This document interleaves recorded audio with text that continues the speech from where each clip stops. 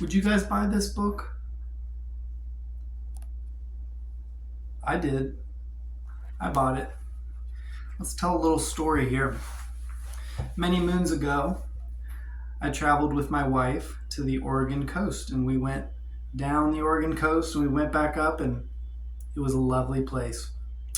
And the last day and a half we spent in Portland, Oregon before we flew home. And my wife, being the delight that she is, only packed half of the suitcase. Half the suitcase was left empty because she knew that I would want to go to Powell's City of Books, which, if you've never heard of it before, is one of the largest, if not the largest, used bookstore in the world, country, I'm not sure. Now, this was years ago, and I was pretty much only into horror. I wish I could go back there now and just check all the sections of the bookstore that I'm interested in. But at the time, I just wanted horror. So we get there, and I go to their horror section, and I was disappointed. Yeah, I only found, I think 2 books. And I was kind of like, okay, well, I guess we can just look around now. And then my wife said, well, what about that? And she pointed, and there were these 3 paperback spinner racks next to each other. And there was a sign above it that said, books with batshit covers or something, or books with crazy covers. I don't remember. And I found enough books to fill half my suitcase. And one of those books was this, The Dream Compass by Jeff Bredenberg. And this book sat, with all my other books for a few years, and I never got around to reading it. And when I was looking through, seeing okay, well, which books have 25 or less Goodreads, 25 or fewer Goodreads ratings. Can't believe no one corrected me on my grammar there. Not 25 or less, 25 or fewer. Jeez. And The Dream Compass by Jeff Bredenberg had two ratings and one review, actually. 2 ratings, 1 review. And so I added that to my list, and when I felt like reading a book recently, I decided to read this one. It's a nice short one, published by Avon. It says Avon Science Fiction there, and it's not focusing, but all right, this book was published in 1991. It was written by Jeff Bredenberg. So I looked up who is Jeff Bredenberg. Looks like Jeff Bredenberg wrote 3 books in the science fiction genre. He seemed to make his living as a newspaper man. Sounds like I'm in the 1940s. A newspaper man. Made his living working for various newspapers around the country. Is from Raleigh, North Carolina, which is a city I am familiar with and might be in right now. He also seemed to make his biggest success in the publishing world as a writer of nonfiction books in the How to Cheat series, which is not about how to cheat on your spouse. He has books such as How to Cheat at Gardening and Yard Work, How to Cheat at Cleaning, How to Cheat at... So I guess it was just sort of life pro tip books.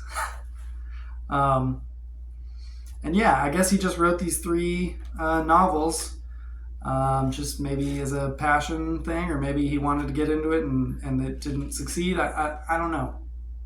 I didn't look into him that much. But this was his first one, The Dream Compass. It's got this cool looking Rasta man and this fish in a globe and this post-apocalyptic looking thing. So I read this one. And, well, let's just start off what it's about. It's about, oh boy, what is it about? So it's an post-apocalyptic book, which I love post-apocalyptic books.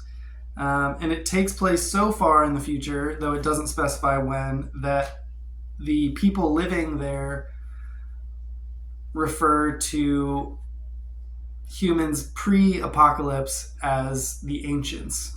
And you can tell from some of the things that are mentioned that this takes place in post-apocalyptic America, United States, but they refer to the country or the land they live in as Merqua.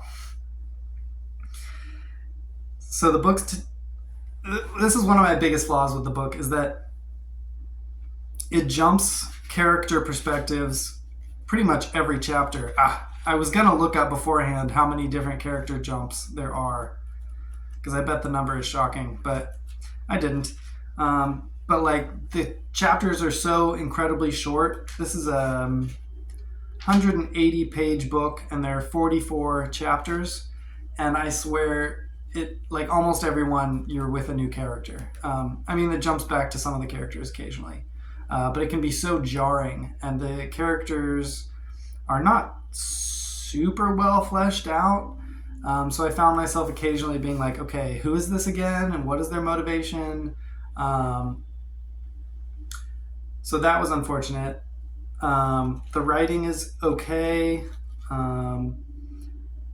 One other thing I feel like I'm jumping the gun here. Let me continue telling you what it's about. This channel.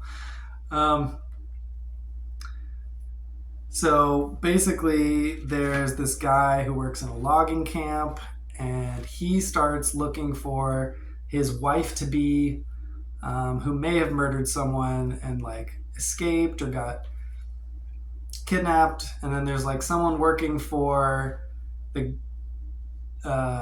so there's this government run by someone called the Monitor, who is rumored to be this like devil appearing dude with horns and like 3 heads.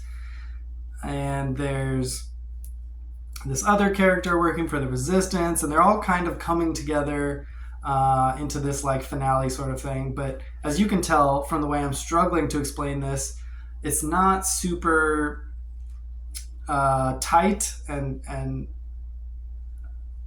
it doesn't make a lot of sense. And motivations are kind of like, okay, why are they doing this, and what, like, it's definitely not science fiction. It says science fiction. I would call this fantasy, because it's nonsense. There is, like I said, like a demon guy that runs the country. There are llamas that talk. That's right, llamas that talk. There are bird people who communicate by like hooting and hollering, and they build these like wooden wings that they jump off and fly around with. There is some cool stuff. Like there's this guy that plays an instrument made of bones, and he like hits the bones and they make certain sounds, and then it shows how good you are at playing, that when you're done, when you hit a certain note and you know that that note is not going to come again in the song, you remove the bone from the instrument and throw it into a pile, so that by the end of the song you don't have an instrument anymore, you just have a pile of bones. I was like, that's kind of cool. On the whole though, I didn't really like this book. Oh yeah, this guy, forgot to talk about him. His name is Peck Peck, and he is like a magic time traveling Rasta man who like eats this dragonfish to like give him his powers. I love fantasy, but this was like just didn't seem grounded at all in reality. Like I didn't buy into it. Like, are we in a post-apocalyptic America? Okay, I'm there. So why is there talking llamas? Why is there a magic Rastaman and a dragonfish? Why is there, like, it just didn't all work together in a believable way to me. Also, what I was going to mention when I got sidetracked is that there's continually this like slang that is used by these people of the future, which makes sense. They would have their own slang. but it's like feels so silly. Like they say words like boogie, like, and what's the big one? Gully. Like, yeah, gully, yeah, boogie. It's just it's so dumb.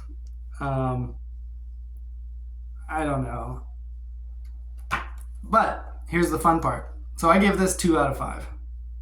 There's like some decent stuff, but on a whole, it just doesn't work. So 2 out of 5 for the Dream Compass for me. Now, because I care about you people, because I care about the maybe 3 or 4 of you that are interested in this, when I got on Goodreads, it says the Dream Compass, the Merquan Chronicle, book number 1. I said, there's more? Oh my goodness. So I click on it, and it's a book called The Dream Compass by Jeff Bredenberg. Merquan Chronicles, book 2. And that's as far as it goes. There's only 2. But I looked, and there were 0 Goodreads ratings. 0, goose egg. 0 ratings, 0 reviews. And I said, what? I don't want to read it, but I have to. And so I got on eBay, and I paid $7, including shipping, for this bad boy. And I did it. I read it. I read it for you people. So this is a 25 or whatever I'm doing series review. That's right. I read it. This one is published by Avo Nova Science Fiction. And it was published in 1992, and it had 0 ratings, 0 reviews on Goodreads. Cover is not as interesting as the last one. If I saw this in the store, I probably would not have picked it up. So this one takes place after the events of the first story, maybe a year or so later. The premise of the story is basically they want to take a boat and cross the ocean to see if Europe still exists, basically. And I like that concept. Unfortunately, the entire book is just about like these, like, I don't want to say pirates, but like, I guess they're pirates. They're like these slave-owning pirates that take these boats to and from the Caribbean back to Merquan. And it's about these guys for a while, and then it's like about this ship builder that the Resistance is trying to get a hold of to build them this boat. Honestly, it was kind of boring. Like, the first book had at least more exciting stuff going on. I feel like this one made more sense and was a little more grounded in reality, but there's just also not as much going on, and it's a bit longer. I don't know. I didn't love it either, but for different reasons. Like, the first one was ridiculous to the point where it didn't make sense. This one is a bit more grounded in reality, but just kind of boring. Yeah, I don't know. I don't have all that much to say about it, unfortunately. This is all you get. But there you go. The Merquan Chronicles. Am I the only human being that has read this entire series? I know that's not the case, but I don't think there's many of us. So that's that. Whoopsies. But yeah, that's that. That's my review of Merquan Book 1 and Merquan Book 2 by Jeff Bredenberg. I think I'm going to put a poll up soon and ask you guys what book I should read next that is 25 or fewer Goodreads ratings. I'll pick like 4 of them out, and then you guys can decide which ones I should read next. But until then, I'll come at you again next week with another video, and thanks for watching. I'll see you guys on the flip side.